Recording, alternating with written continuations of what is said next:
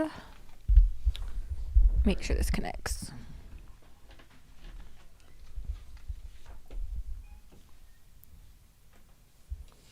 It's thinking. All right, we are live on YouTube.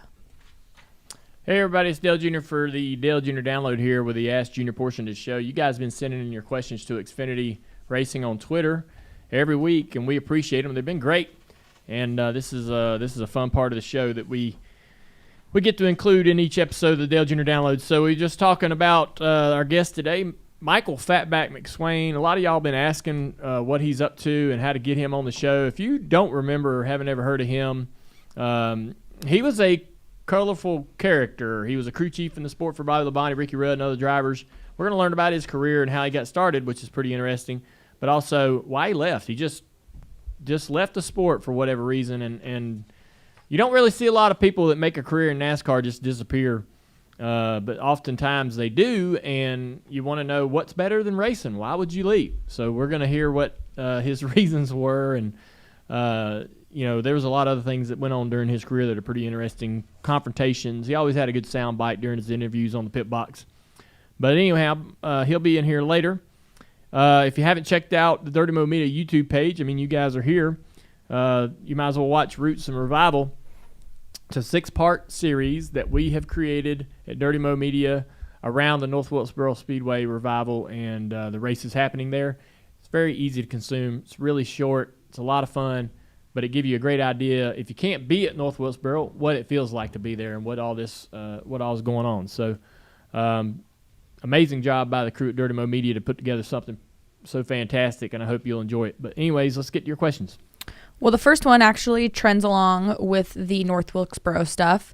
It comes from the Patrick family, and they said, have you ever thought about running a dirt race, but more specifically, the ones coming up at North Wilkesboro? No, I don't think that I don't think I want to run any dirt racing. I tried to race I tried to race dirt in a Legends car when I was 15, and I just didn't. I don't know, man. I mean, I know that's really not a great example or any.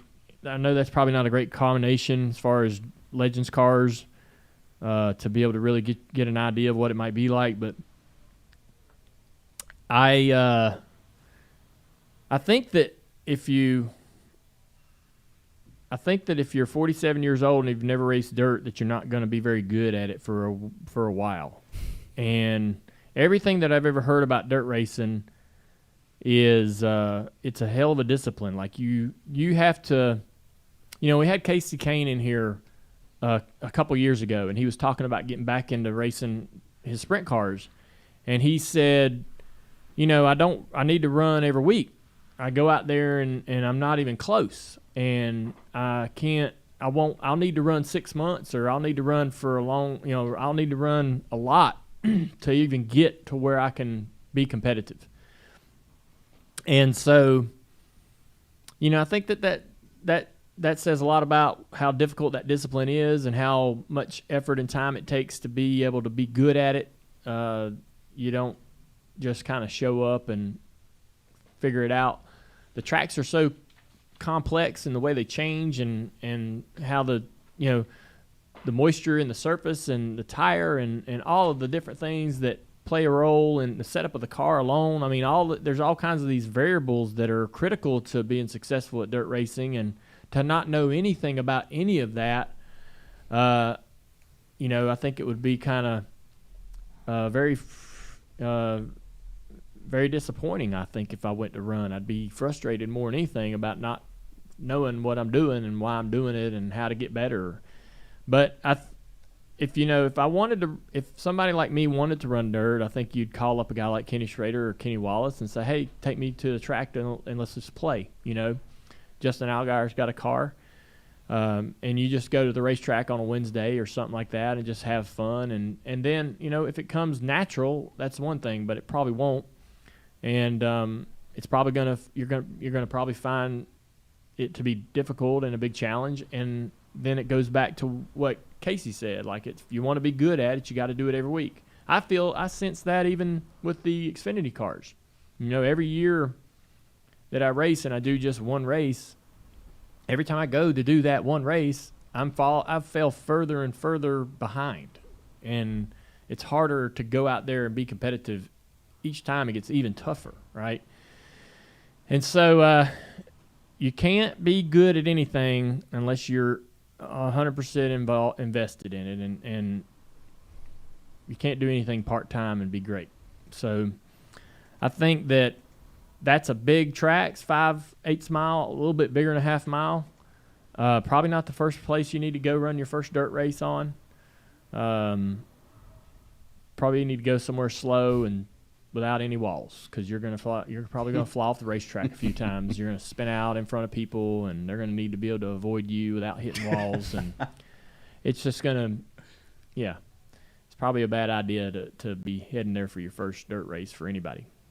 Yeah, that would definitely be intimidating. You would know better than anybody in the room, right, about dirt racing and having your experience of going to those races and being around that, Well, and I tested a dirt off base. No, I tested a dirt late model a couple weeks ago at Friendship, and it was the first time in a dirt car. And I don't feel like that team wanted to go to Fayetteville and race with me like a couple weeks later. And I'm like, no. I need multiple more test days. I need to feel comfortable by myself on the track before you put me out there with cars. Because in dirt racing, you hot lap at 5, you get 3 laps. They roll you for qualifying at 6:30. You're running heats at 7:30, and your feature rolls at 9. And it's like, how many? You don't even have time to comprehend. How many laps did you test? I mean, how many do you think you drove? You said you tested it a few weeks ago? Yeah, we were out there for a couple hours. So, I probably did 40, 50 laps. Did you feel like you started getting the hang of it? Yeah, by the end of it, we were at Friendship, and it was awesome. It rained all day. The track was great. You could run up on the wall if you wanted to, but that's not normally the case, right?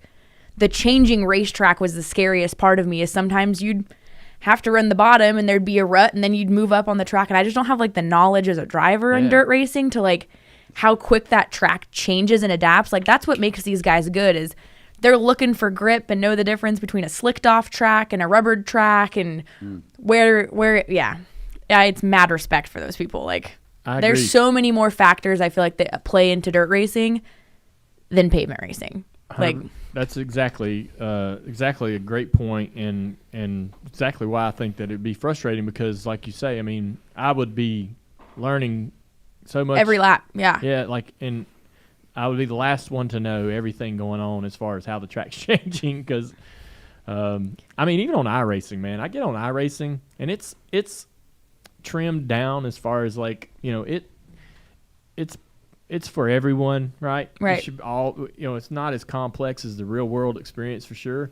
But the guys that run the dirt stuff on iRacing every day will smoke you, because they know exactly when that track's changing and when to get to the top or when to move to the bottom. And you've got to be able to do it that lap. And you have no radios too. That's another thing, is there's no communication. No one's telling you in a pavement car, hey, guys are starting to move up on the track. You should move up too. There's a thing called sticks that they run in some late models, where it's literally just 2 big sticks, and there'll be a guy standing in the infield, and they'll be going like this, and that means move down on the racetrack, and then there's move up, and then they'll show you the gapage between you and the next person. But that's the only communication you have with anyone. So that's wild.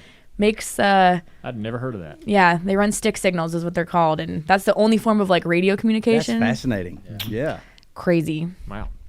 Well, we went off on a tangent on that one. Stick signals. That's cool. Yeah.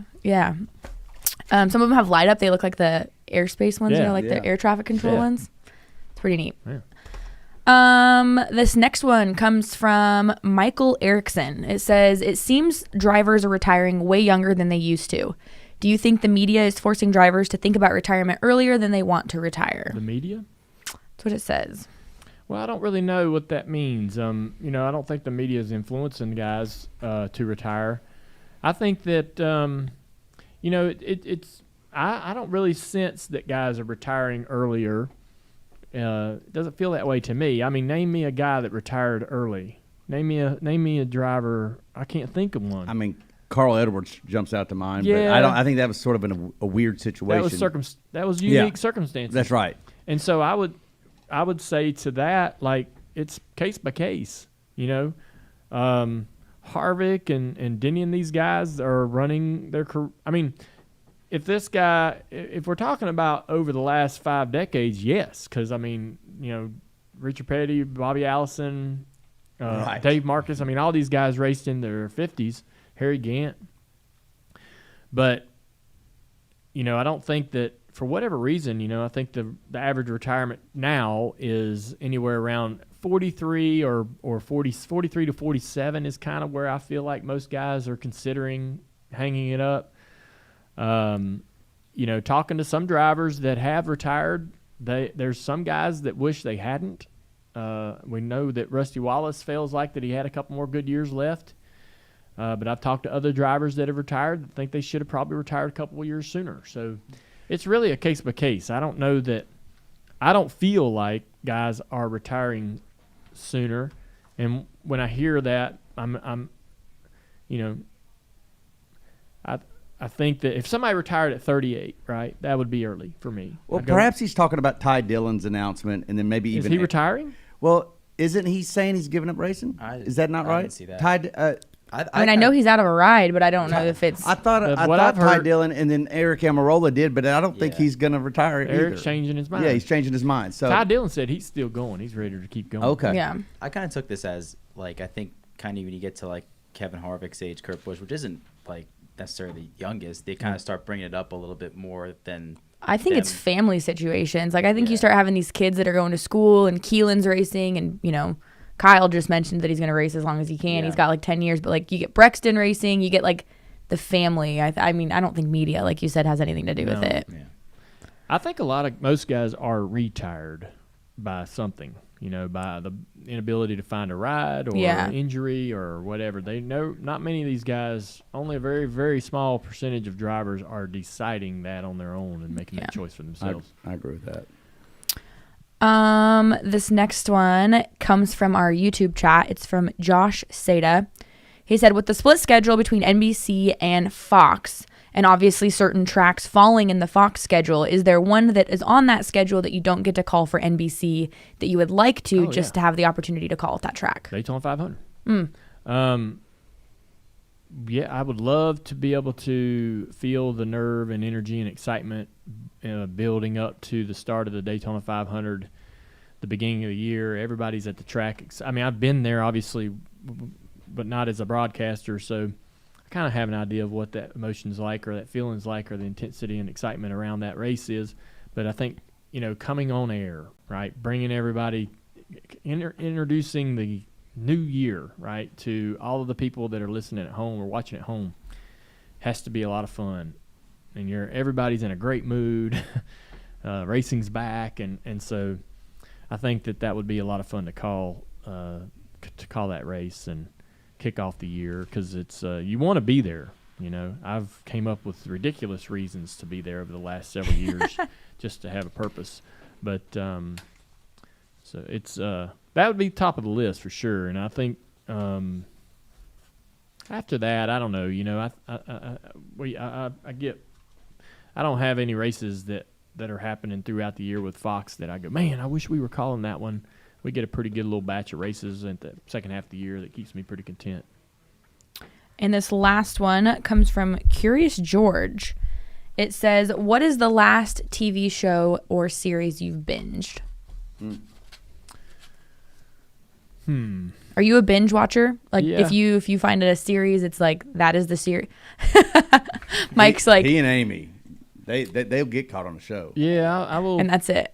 Amy's usually the one that's watching it, and I'll just start watching it with her. There was this one.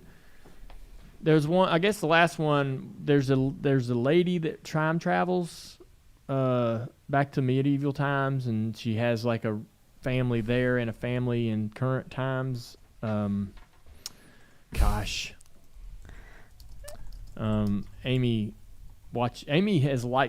likes this show so much.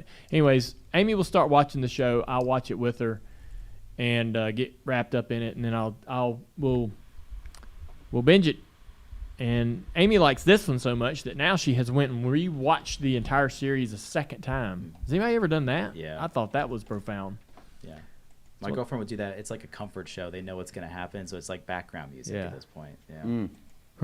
I'm trying to find this show that you're talking about. I've never heard of it. I never heard of it. It's on Netflix? I think it is. What type of shows do you like to binge, Dale? Like Outlander? Outlander, that's Outlander. it. Yeah. Actually, I've heard really good reviews about Outlander. It's great. Outlander was great. And yeah, I'm kind of a sitcom guy, or I used to be, anyways. But we watch a lot of Southern Charm, and Amy watches some housewife shows. We're kind of really in flux right now. We're kind of like in between. Like when we find something, we kind of Hook onto it. We kind of click. We kind of float in that genre a little bit. But me and Amy actually started a note that we want to watch. What we want to watch, things to watch. Things to watch note. like the Woodstock documentary we heard was good. We wanted to watch that. Amy's never seen the movie Misery. You ever seen the movie Misery? Oh, Never seen it. Oh man, we are so old. So, anyways, I don't know why that came up, but I think we should watch that together. Oh, it's a scary movie? It is a little scary. Well, Misery. Yeah, I mean. Yeah. It says horror thriller. Yeah, kinda. It's aggressive.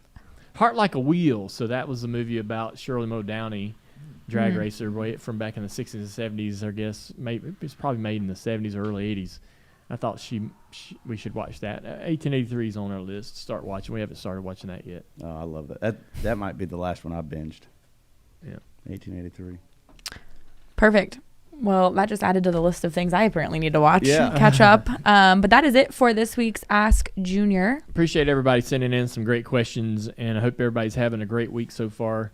And I hope we had such a great response to last week's podcast. I really appreciate that. You know, we had a little transition in our booth with Matt leaving, and things have went along smooth and seamlessly, and the podcast actually dropped a little bit earlier than normal. Mike, was that just? I don't know. We'd have to ask Alex. Alex, I mean, were you just on your game? Did you? I mean, we'll have to see if he can string two in a row. I was out of town. I was in Colorado, and I was looking at my phone. I'm like, dang, it's out. The sun's still up. Anyways, man, I was. Sun's still up. It's light out. Well, that's how I tell time, man. Is when the podcast drops. That's usually about 9 o'clock at night. Yeah. But anyways, great response from that one. From that show, as we move forward with our adjusted crew, it's been exciting to see that response, and I hope that you guys will enjoy this podcast with Michael McSwain, and I think he's going to be a character, Mike. It's going to be pretty interesting. I can't wait. It's going to be fun. Appreciate Xfinity for everything they do for us here at Dirty Mo Media and the Dale Jr. Download, and everything they do in the sport. Man, they've been incredible supporting the Xfinity series, and that's a big undertaking, and for them to continue to get involved in other things in our sport means that they really do care about it. So I appreciate them and everything they do. I'm a customer and I enjoy it. It's great service. Still another week, no outages. There you go. Another week. Add it to the list. I'll tell you when it happens. Ain't happened yet. There you go. Send your questions to @Xfinity Racing. Keep this thing going. We love this segment, and so that's where you can submit your questions on Twitter. We'll see y'all later. Enjoy your week.